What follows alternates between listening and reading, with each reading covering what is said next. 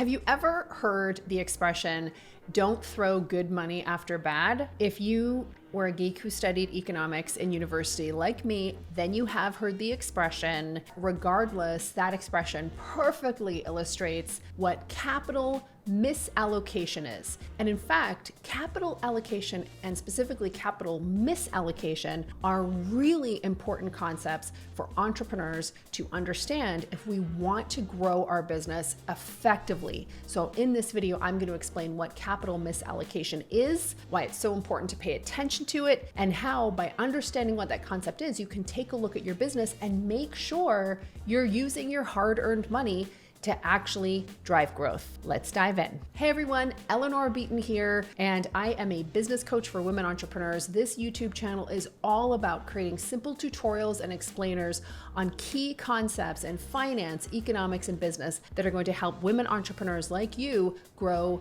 your company. So let's dive in. As a leader of an entrepreneurial company, a big part of your job is to allocate capital, meaning you're deciding where you are going to take money and invest it to help you grow your company. And every time you make a spending decision in your business, you are allocating capital.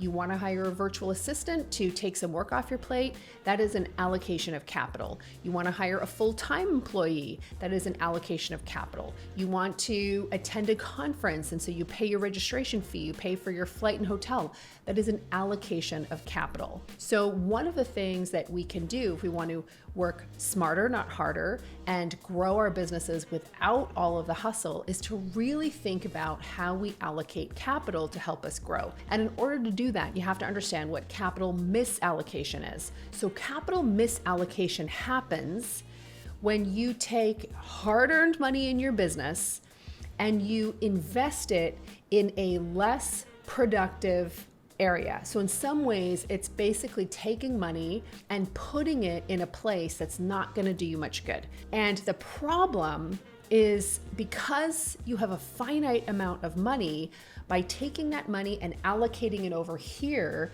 to something that has low productivity, you're taking it away from spending it in an area that could have had higher productivity. I'm going to give you a couple of different examples. Let's say that you have a small team of 4 employees and you find that one of your employees doesn't really have the skills to do the job that you want him to do. And so you hire a coach for that person. You put this person in lots of training programs.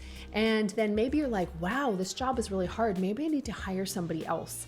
And then after a year or 2 years, you find you've taken a ton of your capital and invested it in this person or to prop up this person who really didn't have the skills to do the job in the first place. That's called capital misallocation. And when you think about all of the money that went into that, better use of capital would have been to hire somebody who actually had the skill set, maybe pay them more, but allocate the capital in a different way to a much higher productive use. So that's one super common example of capital misallocation in small women-owned businesses. Another really common example of capital misallocation is, let's say you have 3 different offerings, and maybe you're not as sharp with your numbers as you'd like to be.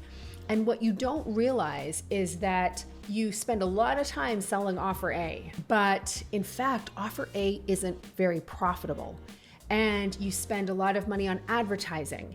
You spend a lot of money on sales collateral. You invest in a super expensive sales page for product or offer A, and all of that money is getting allocated to an offering that you actually are losing money on. And when you really do look at your numbers, you see, wow, offers B and C are really profitable. I make a lot more money for each unit that I sell. And so then if you took capital away from offer A and you reinvest it in offers B and C, now you're generating a lot more money, allocating capital effectively. So the key here is that capital misallocation happens when you take money, but I think you could also look broadly at capital. Like you could also look at it in terms of time and resources. You are allocating resources to lower profit, lower productive tasks, team members, offerings, assets, and because capital is finite, I don't care how in love you are with a secret. Capital is finite, right? So you don't have all of the money that you'd love to have, so you have to use it in a smart way. And when you stop capital misallocation, you take money out, you stop pouring money, good money after bad. You stop investing in unproductive things. You take the money out of that and you reallocate it to things that are a lot more productive and a lot more profitable. You will start to see your business changing. And again, money is one of the most effective team members you have. Make sure you are using it to its full advantage. Stay away from capital misallocation. I hope this was super useful. If you liked this video, definitely give it a thumbs up. Definitely hit the subscribe button. If you are focused on growing your business, you most certainly want to check out our coaching programs, our resources, our podcast. You can get it all at safimedia.co. Thanks so much for watching. I'll see you next time.